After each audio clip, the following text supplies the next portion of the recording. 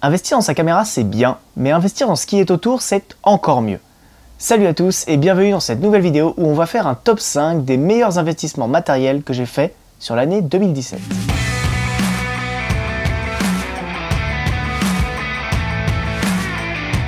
Avant de commencer, je me dois de vous dire que ce classement va être principalement orienté vers la lumière et donc le matériel en dehors de la caméra. Pour ceux qui ont vu ma dernière review sur la C100 Mark II, vous savez donc que j'ai cette caméra depuis 3 ans. Pour l'instant, je ne compte pas en changer, donc j'ai décidé d'investir en fait dans ce qui est autour de la caméra. Parce que si jamais vous regardez bien, même avec la caméra la plus nulle du monde, si jamais vous avez une très belle lumière, vous aurez une belle image. Donc c'était important pour moi de vous dire de penser à investir en dehors de votre caméra et surtout d'investir dans tout ce qui est autour. Une deuxième chose à savoir dans ce top, c'est que tout le matériel que je vais citer juste après est du matériel que j'ai acheté d'occasion. Il ne faut pas avoir peur d'acheter du matériel professionnel de seconde main. Au contraire, c'est même comme ça que vous trouverez les meilleures affaires. Le matériel professionnel, c'est cher. Neuf, ça coûte vraiment très cher. Des marques comme Manfrotto, comme Lastolite ou même d'autres marques de bijoux sont très chères. En revanche, quand vous les trouvez d'occasion, vous pouvez les avoir beaucoup moins cher. Et donc pour ça, il n'y a pas de secret, vous avez les sites comme Le Bon Coin ou comme eBay. Et même s'il y a une bonne dose de chance, parce qu'il faut tomber sur la bonne affaire, il y a aussi une énorme dose de patience. Revenez-y régulièrement, regardez souvent les mêmes résultats de recherche et un jour vous allez voir passer la pépite et à ce moment-là, il faut la saisir tout de suite parce que bien évidemment, les bonnes offres ne restent pas longtemps. On passe sans plus attendre au numéro 5, à savoir des pieds de projecteur d'occasion. Alors, en pieds de projecteur, actuellement, je me suis équipé de pieds Manfrotto. Pourquoi Manfrotto? Eh bien tout simplement parce que c'est une marque extrêmement répandue, très bien réputée. Manfrotto, c'est également une marque qui a beaucoup d'ancienneté, donc on retrouve des pieds pas forcément tout jeune, en acier, pour des prix vraiment modiques. Il faut savoir que le tout premier pied que j'ai acheté, c'est celui qui tient le cadre de div qui est actuellement en bord cadre, c'est un pied que j'ai acheté 10 € en vide-grenier. Quand il est sorti sur le marché, il en valait plus de 150. Tout simplement parce que la personne l'a revendu, parce qu'il était un petit peu usé, il était un petit peu rouillé, et elle n'avait aucune notion de la valeur qu'il valait. Le deuxième trépied Manfrotto que j'ai acheté exactement dans le même style, je l'ai eu à 30 €, donc un tout petit peu plus cher. Je l'ai racheté à un ancien photographe en fait qui se séparait de tout son vieux matériel acier pour le remplacer par du matériel en carbone. Ça c'est aussi quelque chose de très intéressant avec les trépieds, c'est que les anciens trépieds qu'on utilisait il y a 15, 20, 30 ans étaient en acier, donc ils étaient très robustes mais très lourds. Les nouveaux trépieds qui sortent aujourd'hui tout neufs sont des trépieds en fibre de carbone pour la plupart ou en aluminium. Donc ça les rend beaucoup plus légers et tout aussi résistants. Mais que font les gens à ce moment-là? Eh bien ils se séparent de leur trépied acier. Et donc les gens comme moi, on saute sur l'occasion. Les trépieds c'est vraiment super important. Je sais que comme beaucoup d'entre vous, j'ai commencé en achetant des trépieds chinois. Clairement les trépieds chinois ne font pas un dixième du boulot d'un trépied professionnel. Et quand on voit que d'occasion on peut le trouver au même prix qu'un trépied chinois neuf, honnêtement, maintenant, je n'achète plus jamais de trépied chinois. Je ne passe que par des marques professionnelles en seconde main. Tout simplement parce que quand vous allez mettre un projecteur, comme c'est le cas, là, mon gros projecteur qui m'éclaire actuellement, un projecteur de 10 kg, eh ben, il va vous falloir un trépied quand même qui en est derrière pour pouvoir le tenir. Et un trépied chinois, vous lui mettez un projecteur de 10 kg dessus, autant vous dire que votre trépied, il est plié en deux. Numéro 4, un bon trépied pour la caméra. Alors, on parle plus du même trépied, hein, vous l'aurez remarqué. Là, on parle du trépied de la caméra avec laquelle je me filme actuellement. Il faut savoir que depuis 3 ans à peu près, depuis à peu près en même temps que j'ai acheté la C100, j'avais acheté un trépied Pro Aim en même temps que ma Dolly Pro Aim également.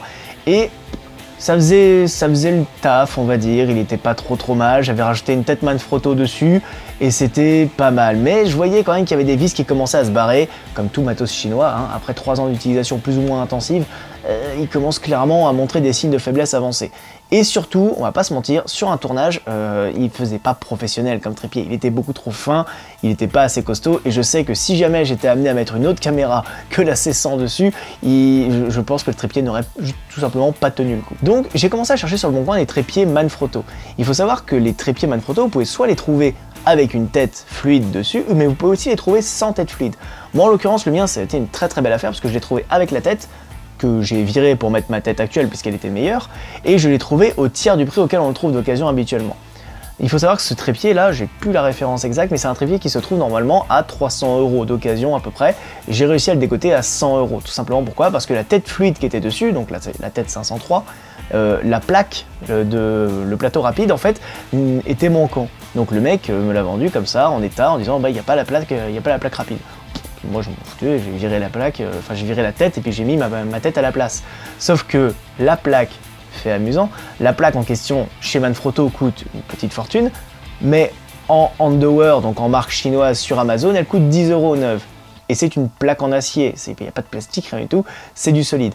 Donc j'ai été sur Amazon, pour 10 €, j'ai acheté une plaque de rechange et du coup ça fait que j'ai 2 têtes et un trépied. Enfin du coup la deuxième tête a été mise sur mon ancien trépied et me sert de trépied de backup.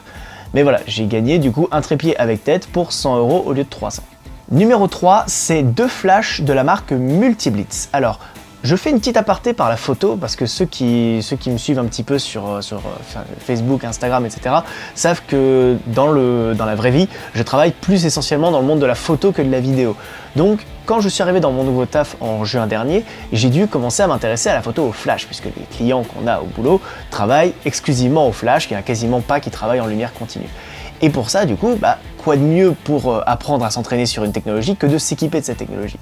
Sauf que des flashs, eh bien ça coûte un bras. Les marques actuelles sur le marché, que ce soit Broncolor, Profoto, Elinchrom, on est sur des flashs qui se vendent pas en dessous de 700, 800, voire 1000 €. Et moi, j'avais pas ce budget-là, surtout pour un truc que j'avais pas forcément utilisé beaucoup, quoi. Donc j'ai commencé à me renseigner sur les marques un petit peu moins connues, un peu plus underground, les marques un petit peu plus anciennes surtout. Et je suis tombé sur Multiblitz. Multiblitz, c'est une marque allemande, donc qualité allemande aussi. C'est pour le coup, Multiblitz, c'est une marque qui décote extrêmement vite, et d'autant plus vite que malheureusement, le destin fait que cette marque s'est mise en liquidation il y a quelques mois, et donc du coup, les flashs Multiblitz se revendent énormément sur internet et à des prix totalement cassés. Moi, je me suis donc équipé de 2 compacts 300, donc 300 comme 300 watts, donc ce qui est largement assez costaud pour envoyer un bon gros flash pour les shootings photos. Et ces flashs-là, je me suis équipé à 180 € chacun, avec à chaque fois un trépied, une softbox et quelques accessoires qu'elle est avec. Donc c'est rien du tout quand on sait que ces flashs neufs valent plus de 700 € l'unité. Enfin, ils valaient plus de 700 € l'unité, sans les accessoires et tout. Et pour vous dire, rien que sur le premier flash, j'ai acheté un bol beauté du coup qui était vendu avec, pour les 180 €. Le bol beauté à lui tout seul valait 216 € neuf. Donc voilà, c'est toujours système D, trouver les bonnes astuces. Et les seuls consommables qu'on peut avoir à changer sur un flash, ce sont les tubes flash du coup qui sont à l'intérieur. Et ces tubes flash se trouvent encore neufs aujourd'hui à 100 € pièce. Bon, ça fait un peu chier d'acheter un tube flash qui vaut quasiment le prix de votre flash, mais voilà, c'est des flashs de très bonne qualité. Là pareil, pour être passé par les flashs Newer et autres chinoiseries, n'achetez pas des flashs chinois. Clairement, si vous voulez faire de la photo studio, achetez des flashs professionnels d'occasion. Tout simplement parce que les tubes flash que vous allez acheter vont durer beaucoup plus longtemps. J'ai rencontré des photographes lors de mes différentes rencontres via le Bon Coin, des photographes qui me disaient qu'ils shootaient avec des flashs Bowens, de la marque anglaise Bowens, qui a elle aussi fait faillite malheureusement. Les mecs me disaient qu'ils n'avaient pas changé leur tube flash depuis 20 ans. Depuis 20 ans, les gars shootent avec le même flash, leur flash n'a jamais grillé. Moi j'ai shooté 5 fois avec mon flash chinois, au bout du 5e shoot, le flash a grillé. Donc bon, l'un dans l'autre, vous achetez chinois ou pas. On est rejoint pour la suite de Stop.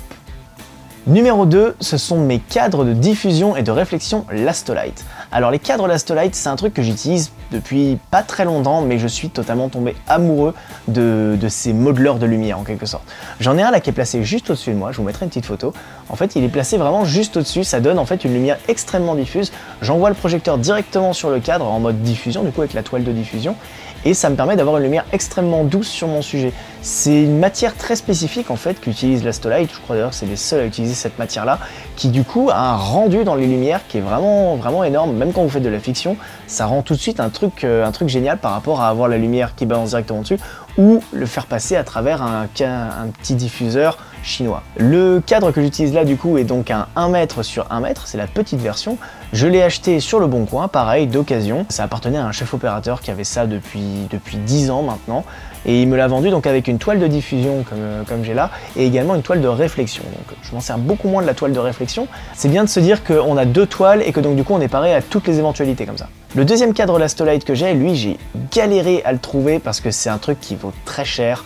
C'est un cadre de 2 mètres sur 2 mètres, donc il fait 4 fois la taille de celui-là. Neuf, ce cadre se vend 400 €, donc avec le cadre et les 2 toiles.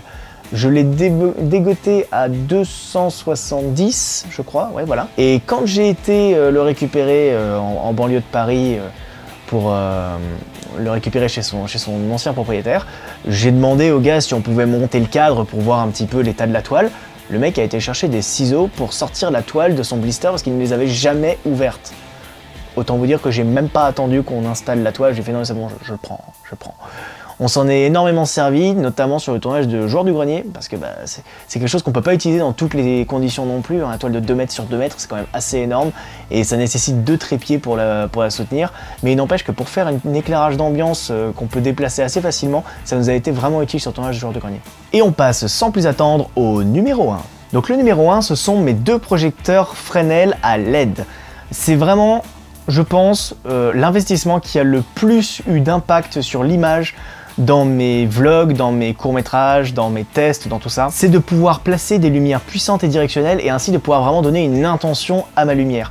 Là, vous voyez, actuellement, j'ai donc la grosse Fresnel de 200 watts, la toute première que j'ai achetée, qui envoie à travers le cadre de diff, qui me renvoie directement la lumière dessus. C'est quelque chose que je n'aurais jamais pu faire avec mes petites softbox fluo que j'avais achetées sur Amazon. La deuxième que j'ai achetée, c'est un modèle bicolore, juste là, hop là, parce que du coup, je peux pas vous montrer le premier, puisque le premier est posé derrière.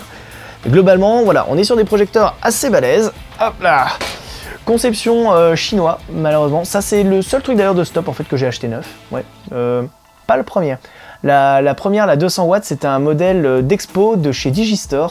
Donc, je sais pas si vous connaissez le site Digistore, mais c'est une boutique de vente d'équipements photo et vidéo qui est basée à Strasbourg, si je ne me trompe. Et ils ont une rubrique occasion sur leur site qui consiste principalement à vendre leurs modèles d'expo. Et j'ai donc eu cette petite merveille, 460 € je crois, dans ces eaux-là, alors qu'elle en valait 1000, un petit peu plus de 1000, à 9. Donc du coup, très bon investissement, je suis super content de ce produit-là. Il envoie plus de 10 000 lux à 1 mètre en pleine puissance. Et autant vous dire que je ne l'utilise quasiment jamais à pleine puissance, ce truc.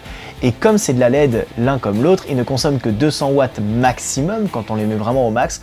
Donc ça permet de les brancher sur batterie, pour ceux qui ont un petit peu suivi sur nos derniers tournages qu'on a fait en extérieur. J'ai beaucoup utilisé le diabolique et le diablotin qui permettent donc d'alimenter sur batterie des projecteurs qui normalement devraient être alimentés sur secteur.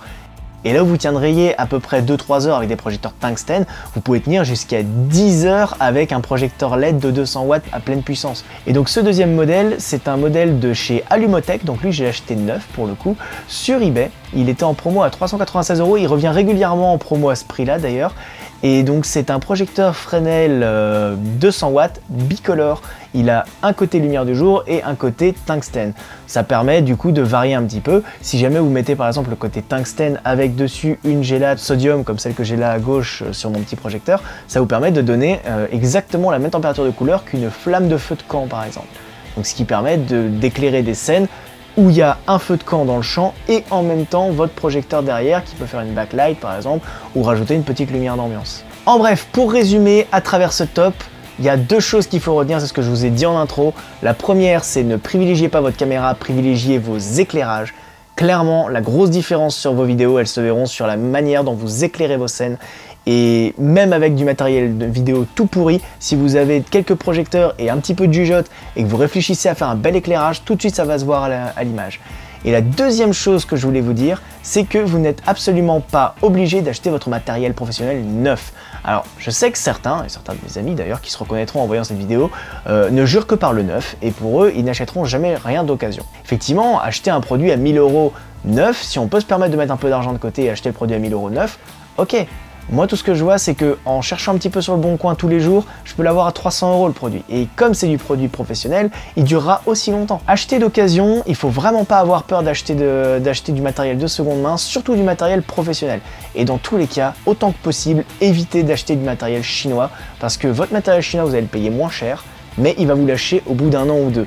Là où le matériel professionnel, vous allez le payer peut-être un tout petit peu plus cher, même d'occasion, vous allez peut-être le payer un peu plus cher que du chinois, mais vous allez le garder pendant 5-10 ans. J'espère que cette vidéo vous aura plu, je compte peut-être en refaire une l'année prochaine, donc sur mes meilleurs investissements de l'année 2018. N'hésitez pas à me dire en commentaire lesquels ont été vos meilleurs investissements matos sur 2017, et pourquoi pas, lesquels vous prévoyez déjà de faire pour 2018, si ce soit une nouvelle caméra, un nouveau projecteur, un nouveau micro aussi, parce que bien évidemment on ne le dit pas assez, mais le son c'est important. Bref. Dites-le moi en commentaire, qu'on puisse en débattre, en répondre, etc.